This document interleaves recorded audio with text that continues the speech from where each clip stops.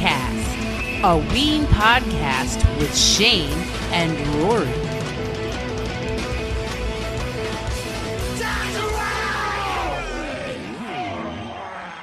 Hey, what's up? This is Shane. And this is Rory. And this is Weencast. And we welcome you to a new episode. Welcome back, everybody. Chilling for a little bit, but we're happy to be back. Hope everyone's doing well. Yeah, we hope that everyone is staying safe and staying healthy. And what better time than to get caught up on all your Ween podcast listening than right now? Am I right? So we're here to say what's up to everybody, and we want to talk about. While you're cleaning your house again. I don't know about anyone else out there, but at this point, I've cleaned the house a few times.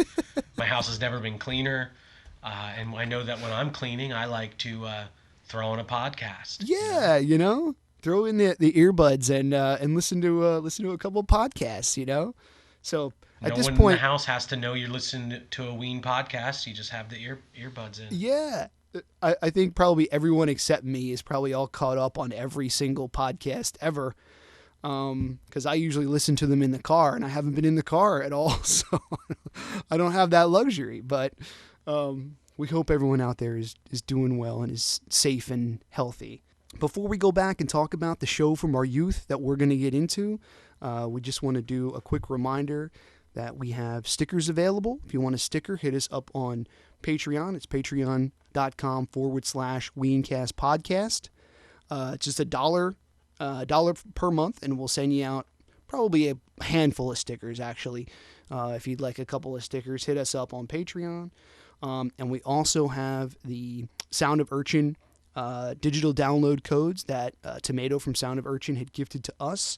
I don't have any of the bonus CDs left, but I still have the Rejoice download codes, which come with extra tracks, and the Black Castle download codes, which also come with extra tracks. The liner notes, original Sound of Urchin, You Are the Best stickers, and of course we'll throw in a couple of our own stickers. $10. So email us, weencastpodcast@gmail.com, or just hit us up on Facebook and let us know, and we'll have a couple of those out to you right away. So if you're interested, check us out there on the interwebs. Yeah, hit us up on the interwebs, man. Why not? What else are you doing? So. Hey, everybody listening to Weencast Podcast. This is your old pal August Forming here, a.k.a. Fred Moore. And I want you all to tune in to my invitational radio show, WINV. It's recorded at the Invitational in New Hope, Pennsylvania. What I do is I select a invitational and I play songs from it. I narrate and tell stories. It's a lot of fun. So please sign up for my YouTube page, which is Fred Moore. And now back to Weencast Podcast. We're going to go back in time again tonight, and we're going to talk about another show from our youth. This is about 2 months after the last show that we saw. So this is going to be July 21st, 2000 in Pittsburgh, PA at the Metropol Industrial Dancing Club in Pittsburgh. AKA just the Metropol? Yeah, just Metropol.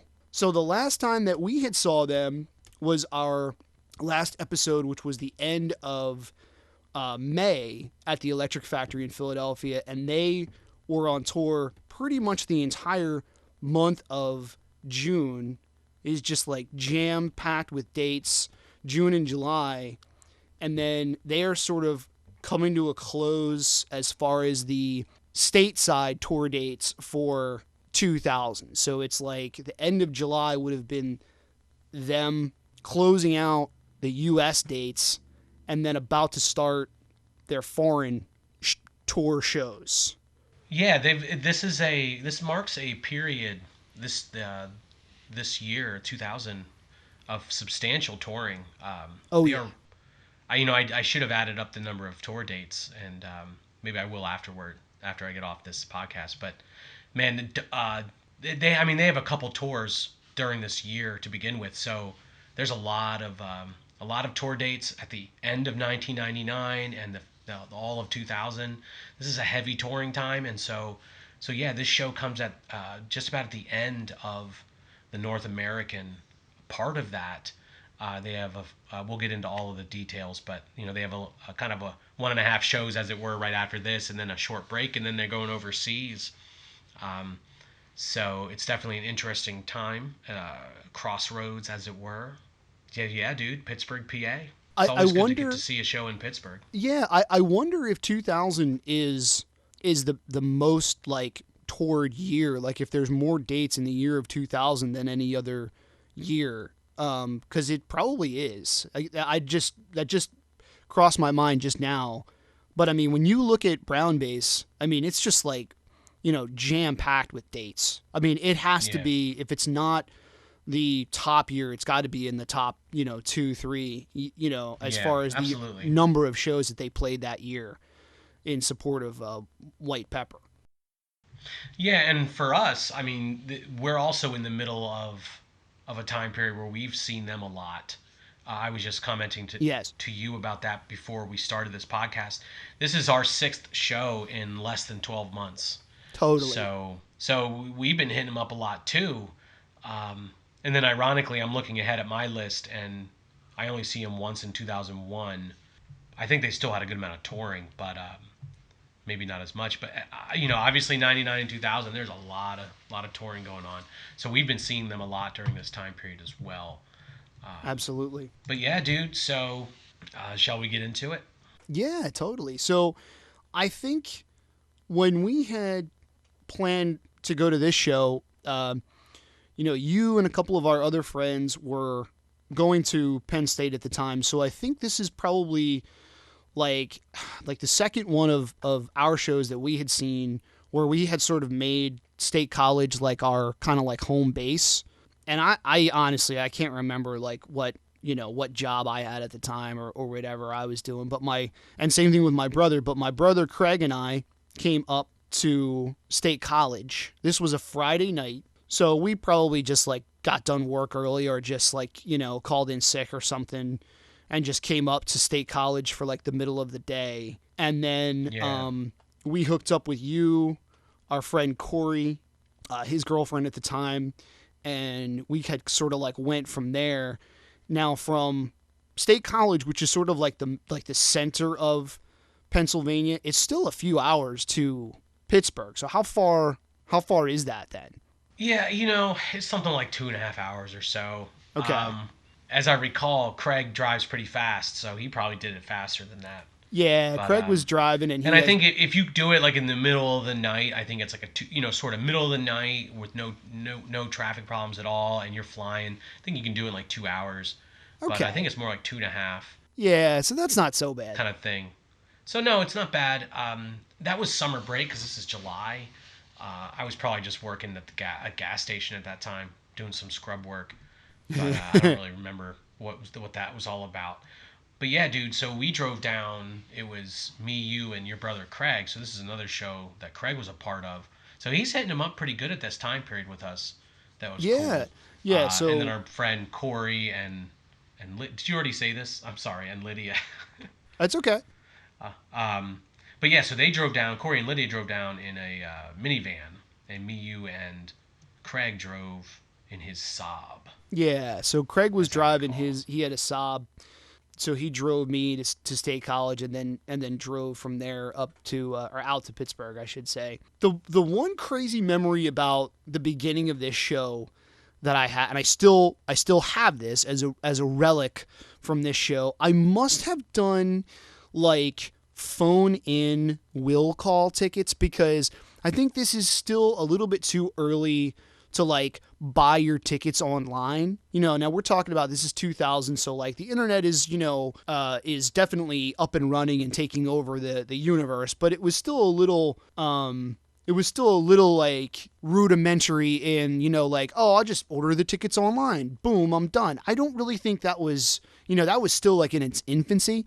So I think I had phoned in our tickets like will call. And when we got there, you just give them your name or whatever. And they gave us these tickets, but they weren't actually Ween tickets. Like, they didn't say Ween on them. Okay. They were tickets for either there or like some other concert venue that they like worked with. And they were for Richard Jenny, the comedian. Who's actually no longer with us. The late, great Richard Jenny, Platypus Man. I mean, I was a fan. I still am to this day. But why and how? Yeah, you loved him. You loved him the most. I knew right away who he was, but I was kind of disappointed to not get an actual ticket that said fucking Ween on it. You know, like, this does not go good with my, ticket stubs. What the fuck, man? So.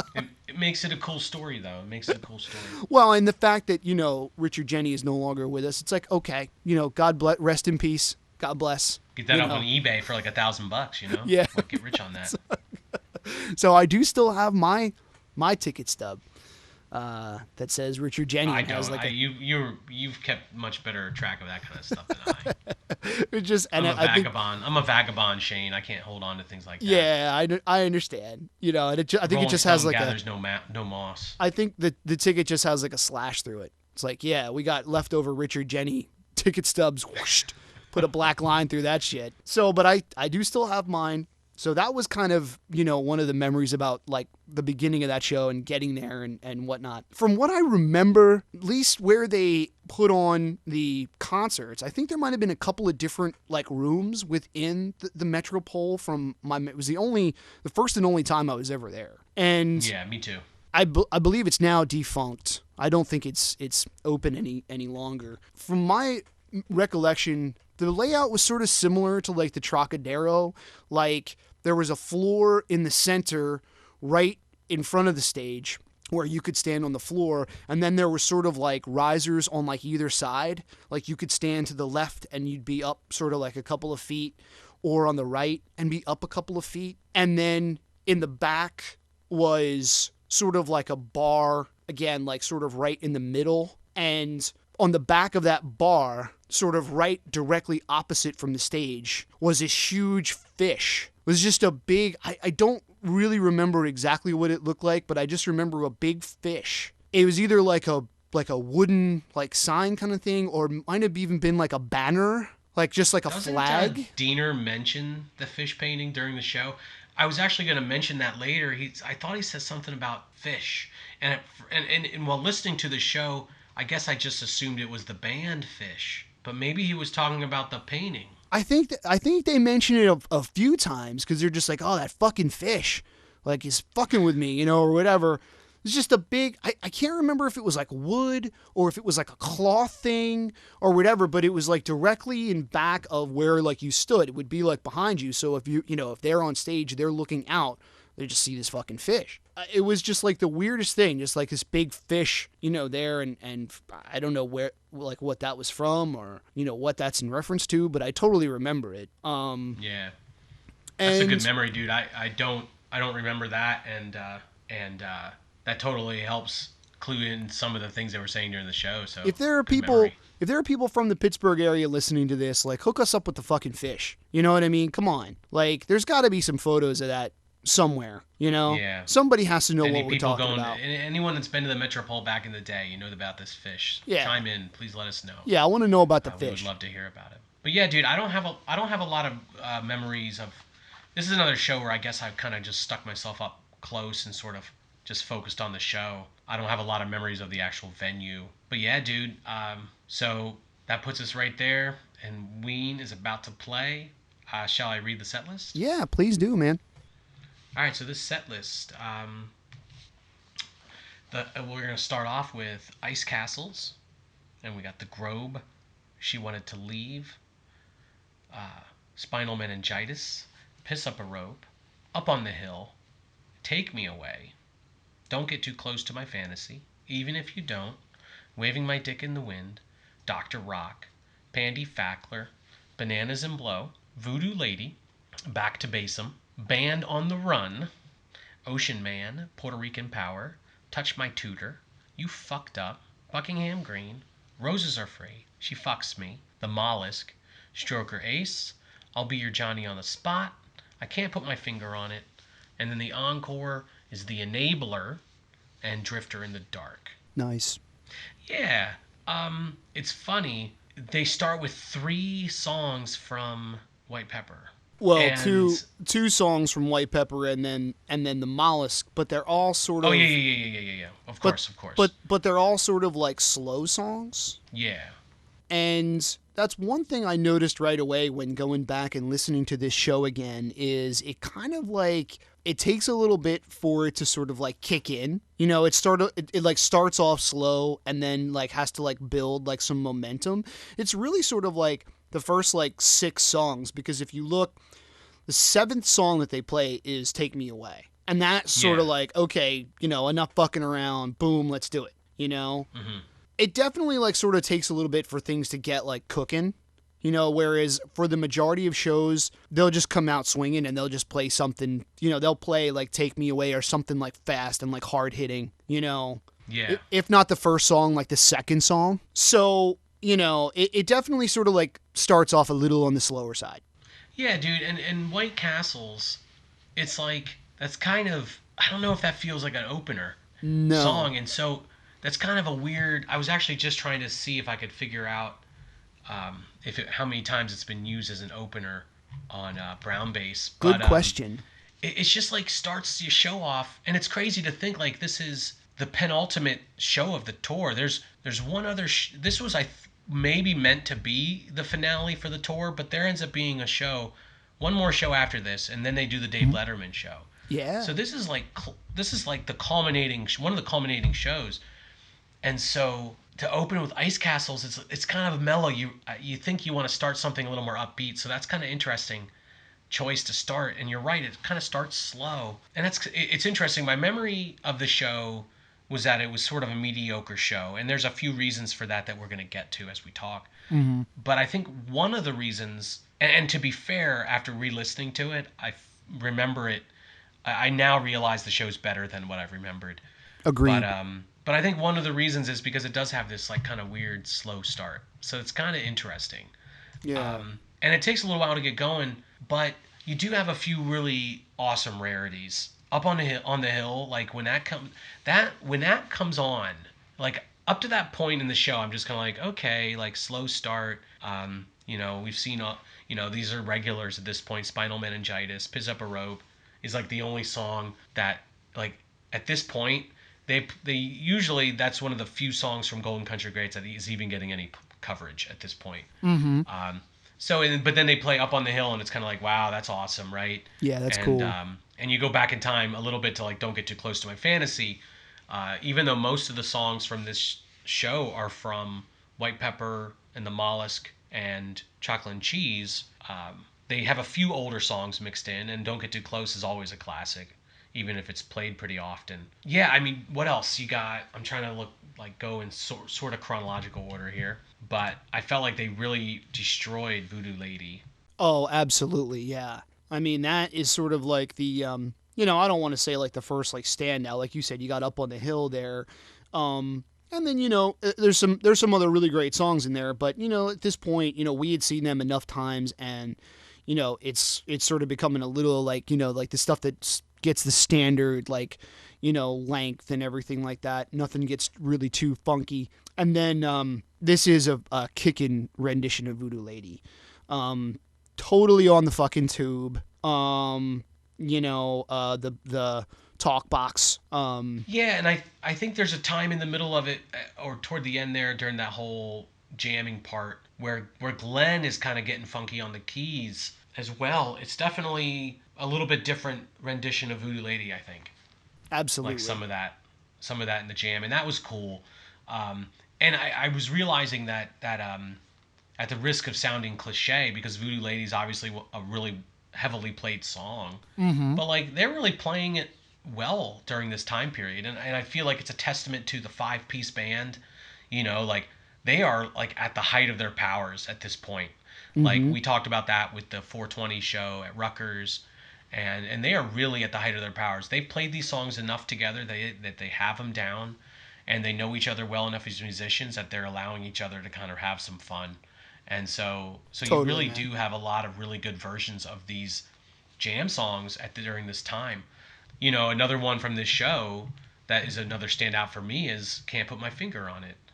Absolutely. You know, and I know it's not like a total rarity, but it's definitely played a good amount, but that's an awesome rendition of that song.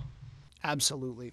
Well, Another like jam. yeah, as far as the jam outs go, well, after Voodoo Lady, they do Back to Bassum, and then after that, Band on the Run. Yeah, dude. That's the only Sir time Paul. I've ever heard them play that. Yeah. It's so awesome to get a little McCartney wings, you know? That's kind of like one of those tunes, kind of like when they played Ohio at the Electric Factory that I had kind of like forgotten about, because I think at the time, we're still young, and like I have to admit, like I did not really get into like my Beatles or Paul, John knowledge until like after this. So I probably didn't even really know like Band on the Run at the time. Late bloomers on that. Sorry, Beatles.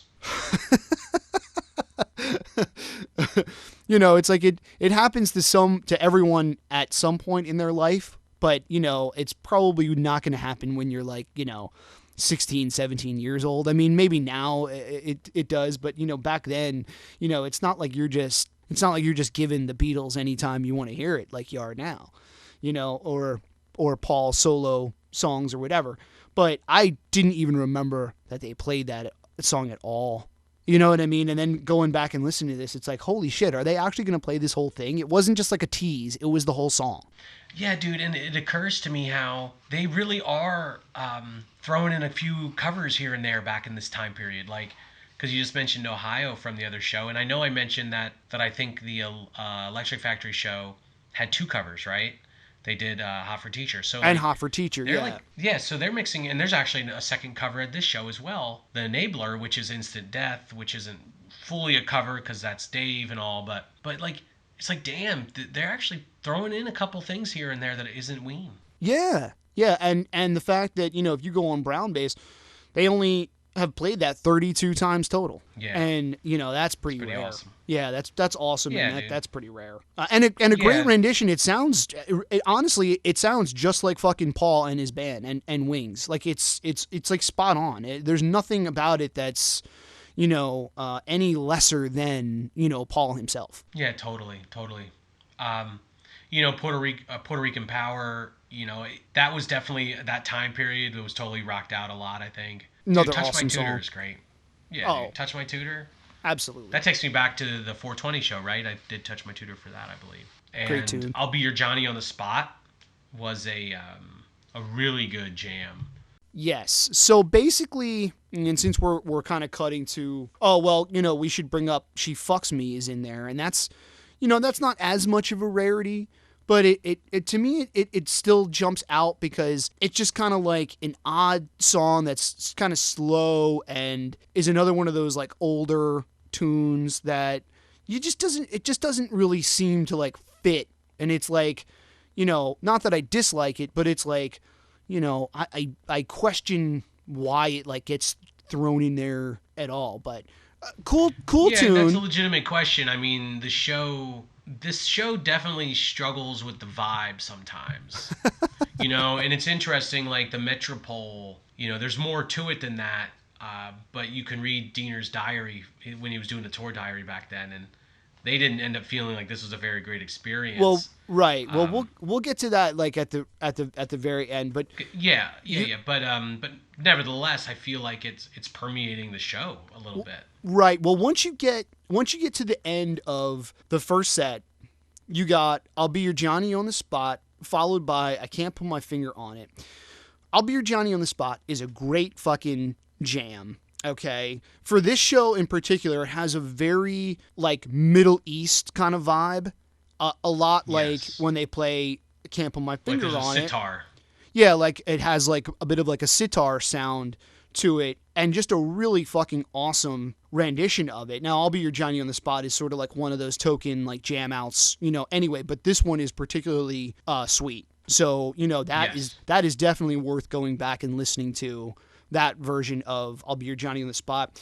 And then Can't Put My Finger on It. That's another one that's kind of like, well, that's always good. That's always jammed out and that's always good. But again, great, standout of this show. But the biggest sort of like takeaway is those are the last two songs of the main set, and that's like the highlight of the concert. You know, I think we had gotten a little spoiled by seeing like the 420 Rutgers show, and even like the Electric Factory show. I'd have to go back and look quick, but Buffalo and Buffalo Toronto the year before. Like, you know, at this point we're expecting them to do like a full-on like encore of like 5-6 songs, and you know, probably another like long jam or like a crazy fucked up, you know, thing that just goes off the rails or something like that.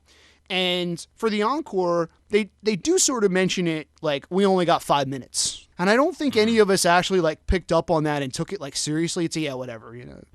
Well, you know, he's just fucking with us or whatever.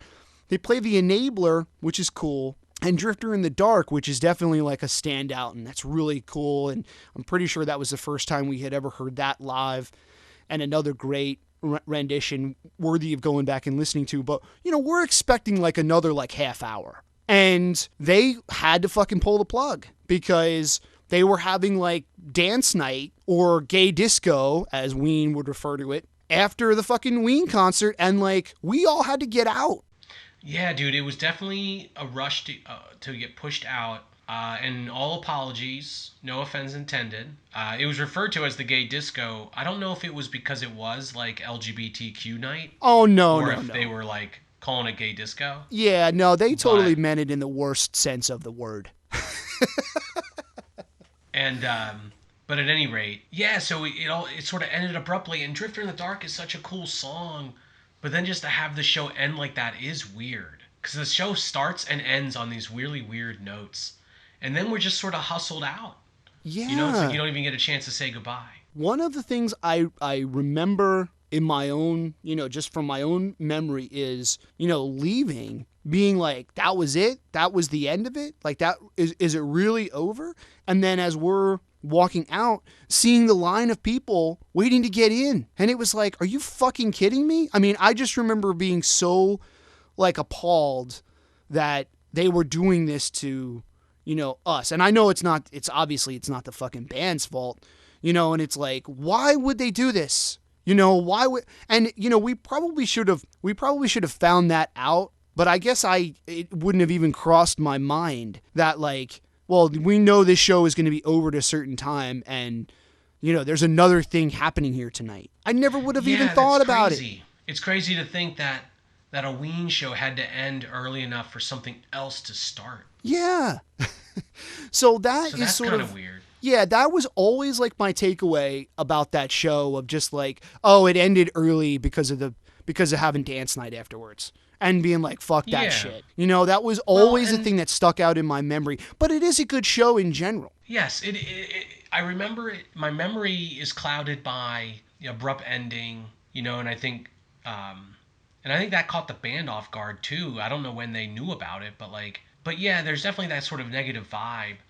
But it was a decent show, and there are some great jams and awesome renditions of songs, and definitely some great rarities. I mean, Enabler, that's just fucking crazy, you know, and Drifter in the Dark, that's awesome. So it's just weird how it ends with Drifter in the Dark, and then suddenly it's like, all right, we're out, and it's like, and then there was no like clapping and like chanting for 10 minutes. Oh, encore, encore, encore.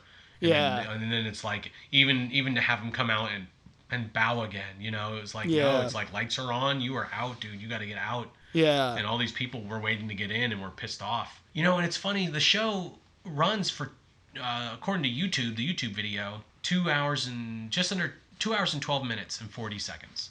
And one thing I noticed about this show is there's a lot of pauses between songs, so it's like they took their good old time between songs a lot, and to have 2 hours and 12 minutes, that's not a short show by any means. It's not like super short. No, I mean, we totally got our money's worth. Like an hour and 45 minutes or something. Right.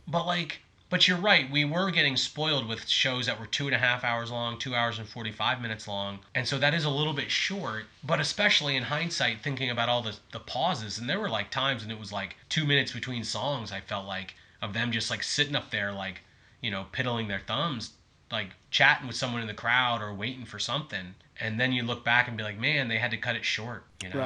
Right. But But it still ends up being a decent length, and it still ends up being like a great show. It's just a little bit abrupt.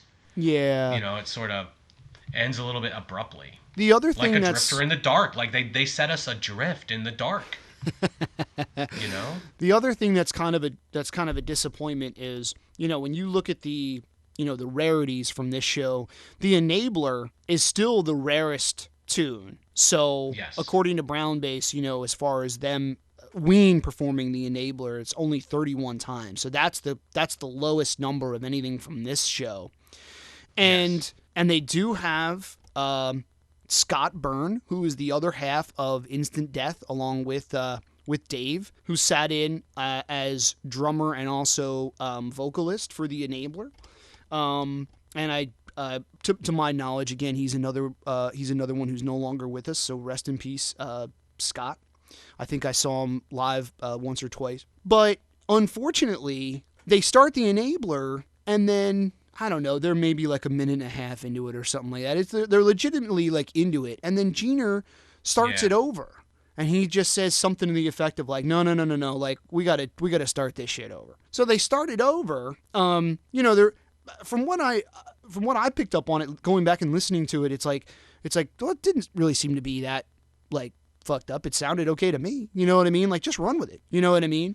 But that's that's up to Papa.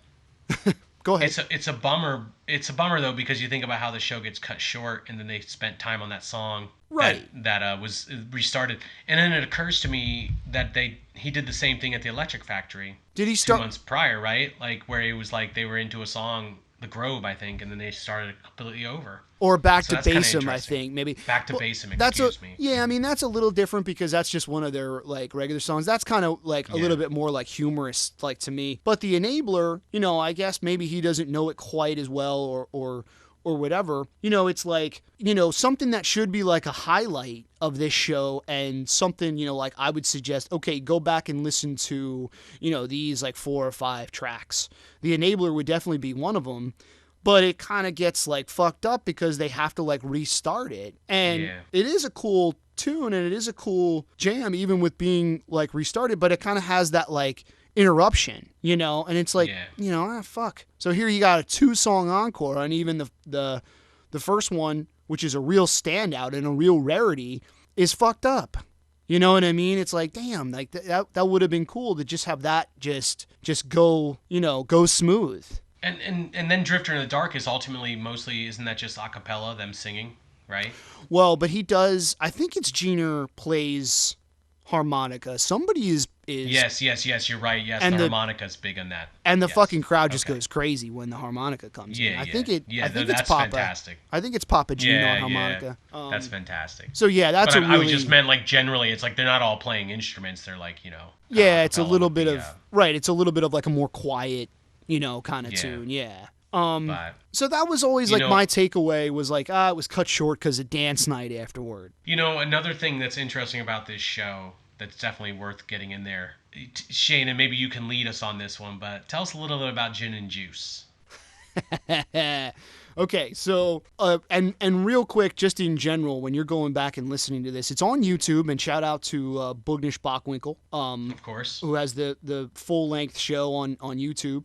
It's a little always and forever. Yeah, totally. So it's a little bit hard to hear the talking like in between tracks.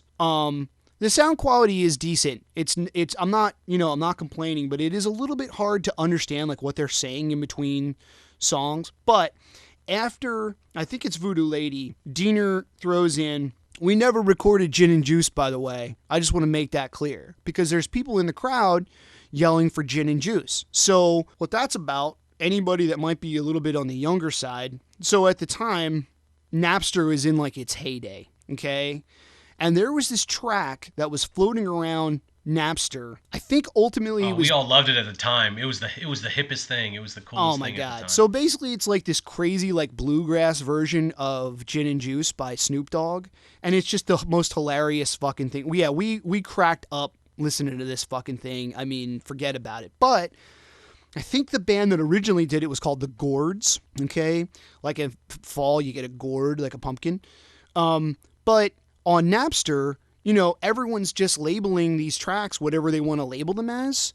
And I think it sort of got like passed around between being like a Fish song or a Ween song. It probably had a incident or a string cheese yes, incident. string cheese incident. So like I think probably every like hippie band at the time got credited as doing that version of Gin and Juice.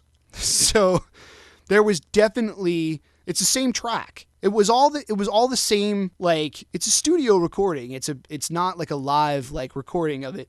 But there was definitely files on Napster that said Ween Gin and Juice. Yeah, totally. So there are people yelling for it like because they think it's a Ween song. You know, like I'm pretty sure there were people that genuinely thought that was them and they were yelling out for it because they want to hear them play it. And Diener has to tell them, like, it's not us. Like, it's not, you know, we never recorded Gin and Juice. So that's what he's talking about there. And that, yeah, we fake news. Yeah, fake news, right? Before that was a thing. Yeah, fake news.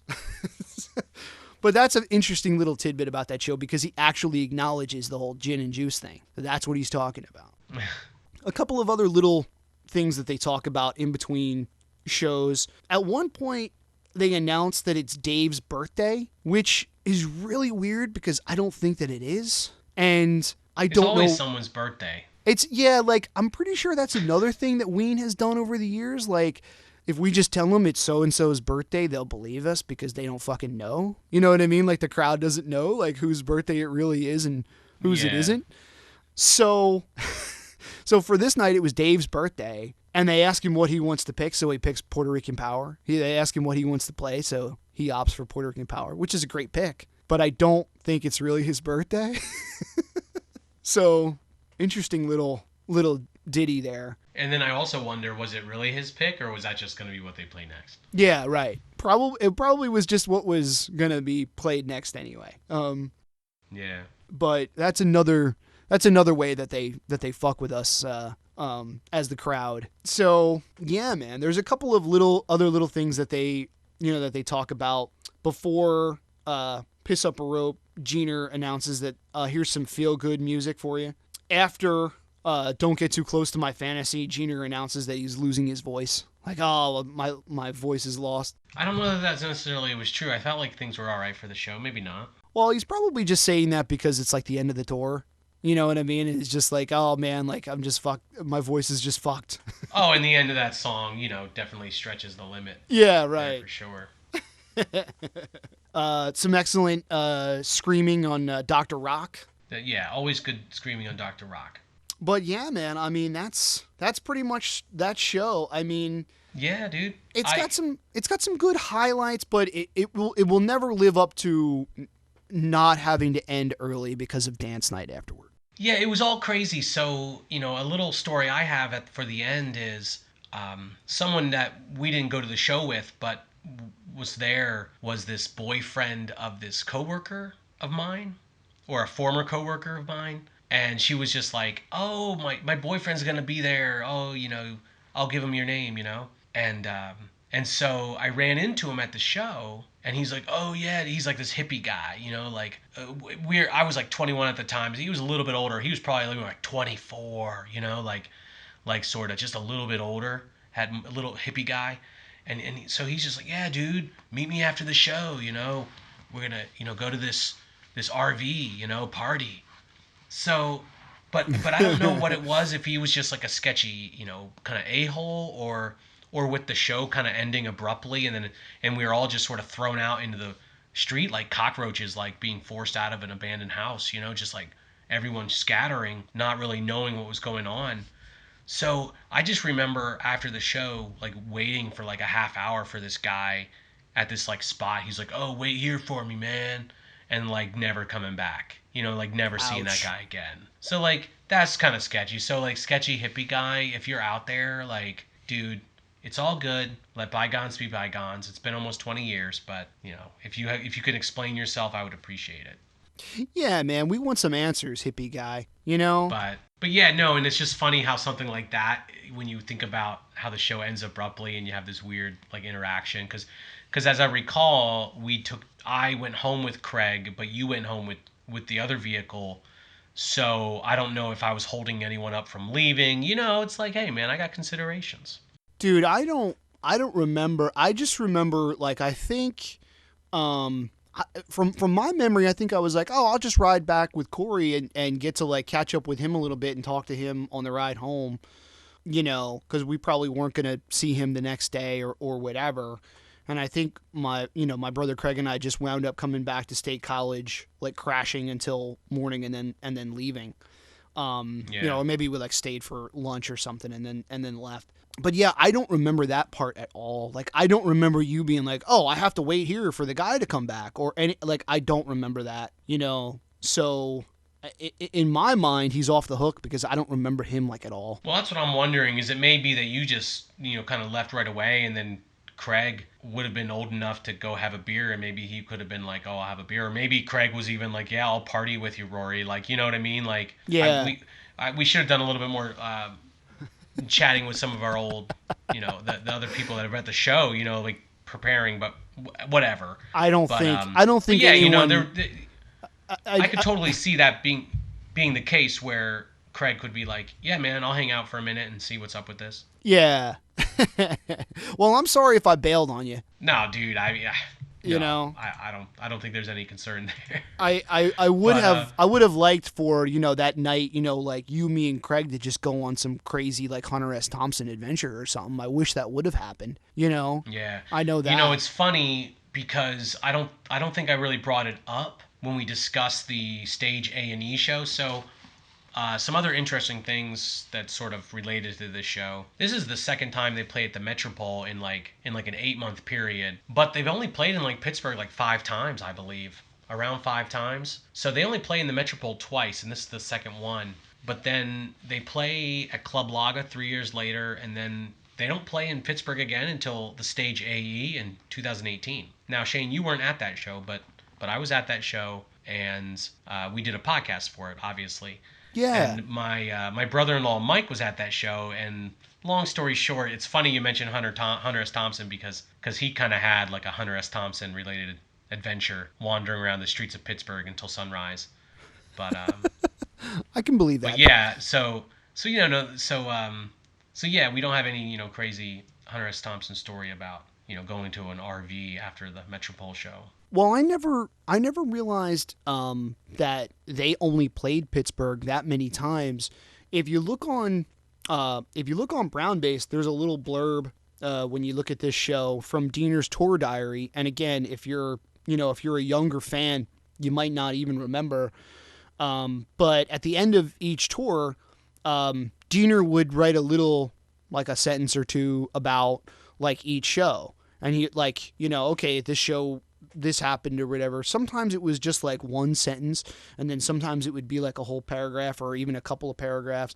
It usually wasn't a whole lot, but just kind of like a real quick little, like, snippet. But he would do that for pretty much every tour after the fact.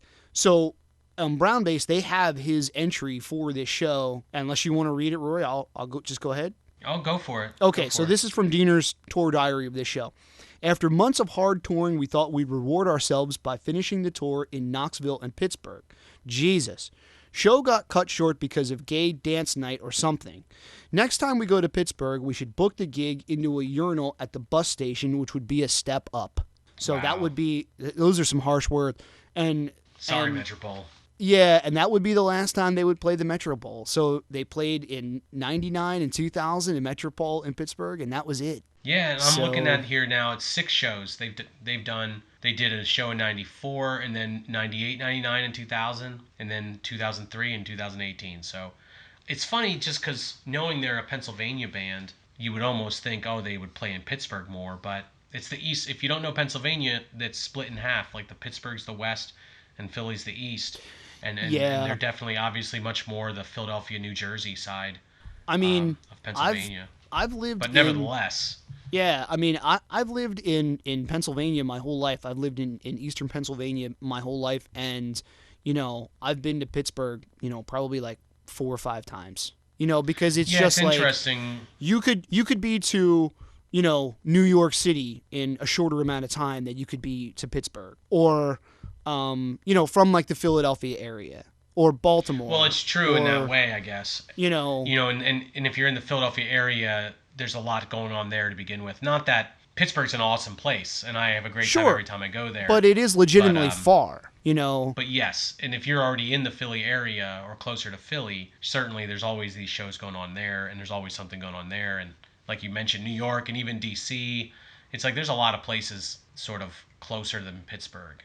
Yeah, I mean, it's just because it's still Pennsylvania, it's a far trip, I mean, yeah, and we mentioned it's a little state, but it looks like a little state, but it's actually still wide, I guess. Like we mentioned that we went from State College to Pittsburgh. Well, my brother and I probably spent more time on the trip to State College because from where we live, I mean, that's a solid, 2.5, 3 hours. It's more like closer to 4, actually. It's between like 3 and 4 hours with regular traffic and whatnot. Yeah, now to be fair, if you had gone straight to Pittsburgh, it would have been shorter, but you were coming up to pick me up or whatever it was. So yeah, so I mean, that's a long trek from like the eastern part of the state to Pittsburgh. So it's not like, it's not totally surprising that there wasn't more Ween shows played there, but like I never realized that. I thought there would have been more on the dates for Pittsburgh. Yeah. But as far as the Metropol goes, it just makes them more special. Yeah, totally. As far as the Metropol goes, like you should have focused more on having concerts. What can we say? Proof is in the pudding. Yeah. Without knowing more, I don't want to say too much. I don't want to besmirch them without knowing more. No. Yeah, of course. That probably... That was, I mean, hey, it's industrial dancing at the Metropol. You know what I mean? Like that's what they're there to do. I'm sure that the people going to that had a good time. Yeah, right, totally. More power to them. Whatever anyone's into is cool. Another little ditty, and I actually just came across this not too long ago because my wife and I were going through some old paperwork and stuff, and I found a flyer for this show. So I don't have an actual Ween ticket stub for this show, but I have the original flyer. Nice. And it's 2 shows split like in half. It says Elko Concerts, an evening with Ween at the top, and then has the date and the Metropol logo and the address. And then right underneath that is July 31st, which would have been the Reverend Horton Heat, was also at the Metropol. So shout out to them. So that was the flyer. Reverend was Horton those 2 bands were at the Metropol in July. So and I do I'm still looking have at that. this. I'm looking at this flyer, and the one guy on the left of the Reverend Horton Heat's got the cross showing. He's got the necklace with the cross right there on his chest. And he just looks like a serious young man. Yeah.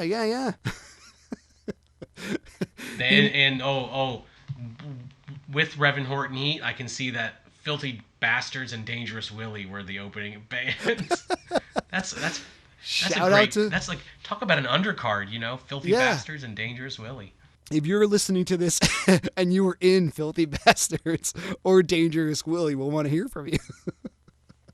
Yeah. So shout out to those guys also. Yeah. But what's kind of funny is there is a website on here, which is elcoconcerts.com, but it also says at the very bottom where you can buy tickets. So there's a couple of places listed there, which must have been, like local record stores, and then charge by phone and the phone number. So I'm pretty sure that's what I had did, as I just phoned in that I want, 5 tickets or whatever. Yeah. So that was that show. And then, 2-3 days later, they would play one other show, which was Massachusetts, and then on 7/25, they played at the Ed Sullivan Theater for the David Letterman late show with David Letterman. That's crazy. It's the only time ever. It's the only time that they were on Dave, and they played exactly where I'm at, which I'm sure you can find that on YouTube. And I'm a huge Letterman fan. I've been a huge Letterman fan since I was 10 years old, and that's the only time that Ween ever played on Letterman. So that was just a few days after that. So a very busy year for them, for not only us going to see them, but just them in general. But that would be the last time. Yeah, and for the White Pepper era too, it was like they really were hitting that up pretty hard. You know? Man, totally. So, we talked and paying dividends. Yeah, we talked a couple of times about, the record company and putting up the tour to promote the album and yada yada yada, and that was a big one for White Pepper. That was a big push, as far as tour dates and stuff like that. And it's a great album, and it's also a polished album. It's obvious that it's meant to be let's see if we can get some popular appeal out of this. Well, that was definitely the most high fidelity album up to that point. It sounded the best by far of any of them in terms of the production and everything. There's no doubt about that. Yeah, totes. But that would be the last time for that year that we saw them, because after that, then they started their foreign dates, and they played Japan and Germany and all over Europe, and then when they would come back, that would be it. Yeah, we'll see him again in April of 2001 is when I'll see him next, I believe. Yeah, Something dude. like that. And at this point, this is my 8th show and your 9th. And as I mentioned already, we had seen quite a few shows in that previous year. So this is kind of like a little pause point for us too, I guess. Mm-hmm. Well, if they weren't playing shows, you know what I mean? Yeah. So, but looking back on it, it was a good show. It just is a shame that the encore was cut short. It's not like they didn't play a full-length show that, we didn't get our money's worth or anything like that. I'm glad to have gone, especially since there's only 2 shows that they played in that venue. I'm totally glad that we went and did it, Yeah, dude. And just going back to some of the songs that, like I said, I just completely forgot that they played, like Band on the Run, Drifter in the Dark. Listening to this version is definitely worthwhile going back and check it out. So go back and listen to it. Dude, that's what I would say. It's definitely good. And there's definitely some great deep cuts on there. And another just good show, another solid show from this era. You're not going to go wrong. You're not going to go wrong. Yeah. So, unless you have anything else, Rory? Nah, man, I think we covered it pretty well. Thanks, everyone, for listening. Yeah, anyone who's listening to this, please hit us up. Facebook us, Instagram, I have to get into some more. I'll definitely have this flyer on Instagram, so, that'd be fun. And a picture of my ticket stub, the Richard Jenny stub. Yeah, dude, we're out there on the social medias and the interwebs and all that, figure it out. Check us out, Weencast Podcast. Or just send us an old school email. Yeah, we'd love to hear what you think. Charge by phone, however you need to work it out. So yeah, dude. Everyone be safe out there. We'll try to get another podcast out to you soon, so we can keep you listening. Yeah. And, Be safe. Be safe and be healthy, everybody. We love you. All right. Peace. We out. I'm Brian Colburn. And I'm Jay Sweet. And we're the co-hosts of Tune Styles, a podcast aimed at the music nerd in us all. Each listener interactive episode hones in on a different musical topic or artist, featuring guest interviews, listener polls, and roundtable discussions about the music that shaped the soundtrack to our lives. You can find us at tunestylespodcast.com, Apple Podcasts, Spotify, Podbean, or wherever your favorite podcasts are found. Subscribe to Tune Styles and be a part of our weekly musical conversation. Stay tuned. Hey, this is Kenny with Earfloss, a music history podcast. Earfloss is a bi-weekly music history podcast where each episode, me and a co-host, usually Natalia, take an in-depth look at a different band or musician from all genres and all times. We go into their life, their career, their history, and we talk about their music. You can find Earfloss on Castbox at castbox.fm or wherever you listen to podcasts. Can't wait for you guys to hear it. Check it out. Earfloss, a music history podcast.